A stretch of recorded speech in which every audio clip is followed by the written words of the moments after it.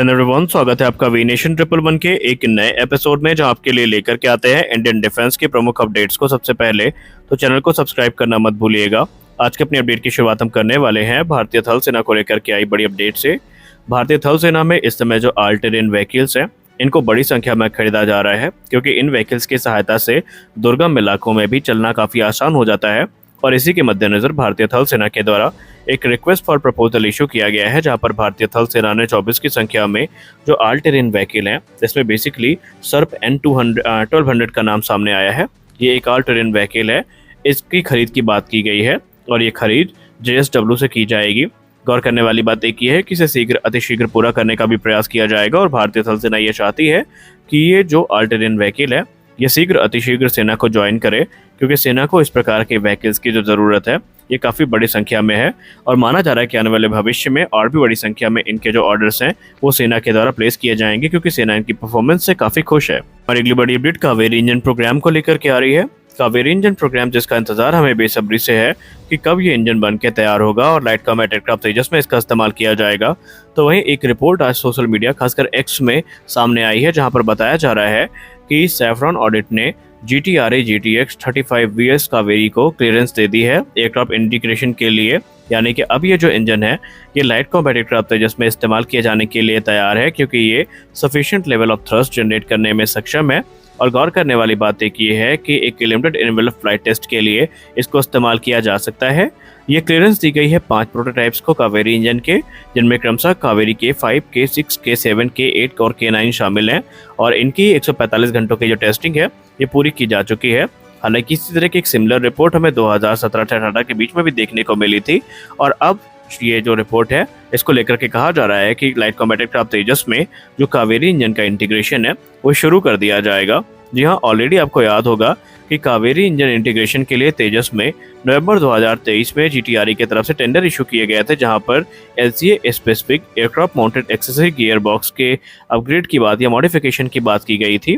ताकि Kaveri dry engine को utilise किया जा सके। इसके अलावा एक और टेंडर इशू किया गया था, जहां पर GTSU 110 MK2, जो कि इंजन स्टार्टर यूनिट है LCA तेजस की, इसको अपग्रेड करने की बात की गई थी, ताकि तेजस का इस्तेमाल कावेरी इंजन के लिए as a flying test bed किया जा सके। क्योंकि हम सब जानते हैं भारत में इस समय जो फ्लाइंग टेस्ट बेड प्लेटफॉर्म है इनकी कमी है, और अभी तक हमारे पास कोई भी ऐसा एयरक्राफ्ट नहीं है जिसको हम as a flying test bed इस्तेमाल कर सके। इसीलिए माना जा रहा है कि तेजस के जो इनिशियल वेरिएंट है इनको ही टेस्टिंग पर्पस के लिए इस्तेमाल किया जाएगा। एक बार जब सारी चीज़ें वैलिडेट हो जाएंगी तो कावेरी 2.0 इंजन जो है ये पूरी रफ्तार के साथ आगे बढ़ेगा, जो कि तकरीबन 90 से लेकर के 99 किलोमीटर का थ्रस्ट जनरेट करने में सक्षम होगा। और अगर इतने थ्रस्ट जनरेट कर लेते हैं तो तेजस को जब मिड लाइफ अपग्रेड मिलेगा तो उन्हें इंजन स्वैपिंग भी देखने को मिल सकती है। हमारी अगली बड़ी अपडेट इकोनॉमिक्स एक्सप्लोजिव लिमिटेड को लेकर के आ रही है। इकोनॉमिक एक्सप्लोजिव लिमिटेड, जो कि सोलर इंडस्ट्री की एक संगत संस्था है, इनको लेकर के एक नई रिपोर्ट सामने आई है, जहां पर बताया गया है कि EEL के द्वारा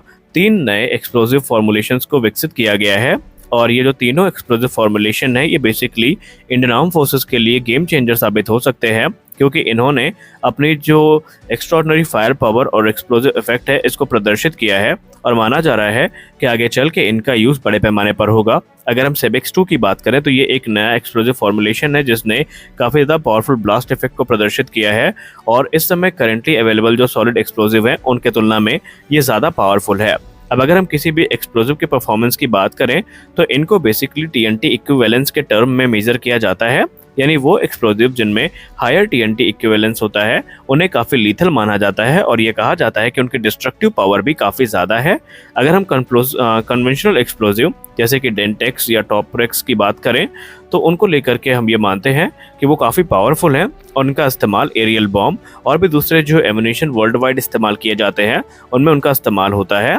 और अगर हम अलग अलग बॉम्ब्स और जो दूसरे एमुनेशन में इस्तेमाल किए जाने वाले जो एक्सप्लोजिव हैं उनकी बात करें तो उनका जो TNT इक्विवेलेंस है वो 1.25 से लेकर के 1.30 तक होता है। और अभी जो इकोनॉमिक एक्सप्लोजिव लिमिटेड ने डेवलप किया है इसको लेकर के ये कहा जाता है कि ये और भी ज़्यादा पावरफुल है, और आने वाले भविष्य में इंडिया के जो एमुनेशन है उनमें इनका इस्तेमाल किया जाएगा। जैसा कि हम तो जानते हैं कि दुनिया भर में भारत की छवि काफ़ी लंबे समय तक एक रक्षा आयातक की रही, क्योंकि अपनी रक्षा की ज़रूरतों को पूरा करने के लिए अधिकतर जो उपकरण है और साजो सामान है उनको हम इम्पोर्ट करते रहे, फिर चाहे उसमें multi barrel rocket launcher system हो, टैंक्स हो, एयरक्राफ्ट हो या फिर हमारे राइफल्स हो इनको भी हम इंपोर्ट करते थे। लेकिन बीतते कुछ समय के साथ भारत की ये छवि काफ़ी रफ्तार से बदल रही है और इसका जीता जागता प्रमाण है फाइनेंशियल ईयर 2023 में भारत के डिफेंस एक्सपोर्ट को लेकर के सामने आया एक डेटा, जहां पर कहा जा रहा है कि अब तक भारत के द्वारा इस फाइनेंशियल ईयर में 21,083 करोड़ रुपए के जो रक्षा उपकरण है उनको एक्सपोर्ट किया जा चुका है, जो कि एक बड़ा नंबर है और ये भारत की इंडियन डिफेंस इंडस्ट्री की जो कैपेबिलिटी है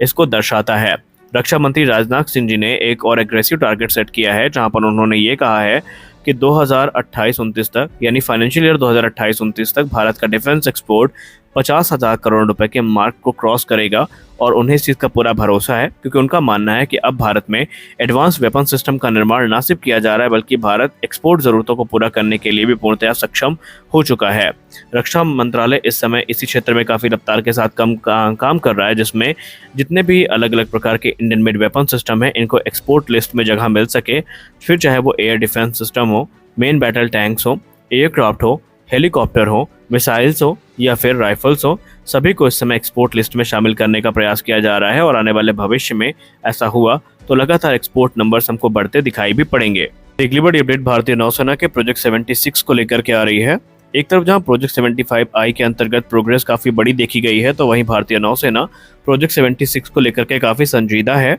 और अगर हम मीडिया रिपोर्ट्स की बात माने तो अब defence research and development organisation और भारतीय नौसेना की वॉरशिप डिज़ाइन ब्यूरो इस प्रोग्राम को नेक्स्ट लेवल पर लेकर के जाने वाले हैं, जहां पर DRDO और वॉरशिप डिज़ाइन ब्यूरो के बीच में एक कोलैबोरेटिव एफर्ट देखने को मिलेगा, जिसके अंतर्गत प्रोजेक्ट 76 की जो सबमरीन्स हैं इनका निर्माण किया जाएगा। यहाँ पर वॉरशिप डिज़ाइन ब्यूरो की जो एक्सपर्टीज़ है काफ़ी काम आने वाली है सबमरीन निर्माण में और इनके फंक्शन में। वहीं यहाँ पर एक टाइमलाइन भी सेट करी गई है। अगर मीडिया रिपोर्ट्स की बात माने तो 2025 के अंत तक जो डिज़ाइन है ये फाइनलाइज कर ली जाएगी, जहां पर 3,000 से लेकर के 4,000 टन वजनी जो सबमरीन है इनका निर्माण किया जाना है। वहीं जो प्रोजेक्ट को अप्रूवल है ये 2028 तक मिल जाएगी, इसका उनको पूरा कह सकते हैं भरोसा है और उसके बाद निर्माण कार्य की शुरुआत होगी। इस प्रोग्राम के अंतर्गत 6 की संख्या में जो सबमरीन्स हैं इनका निर्माण किया जाना है, जिसमें 70 से लेकर के 80% हमें इंडिजिनस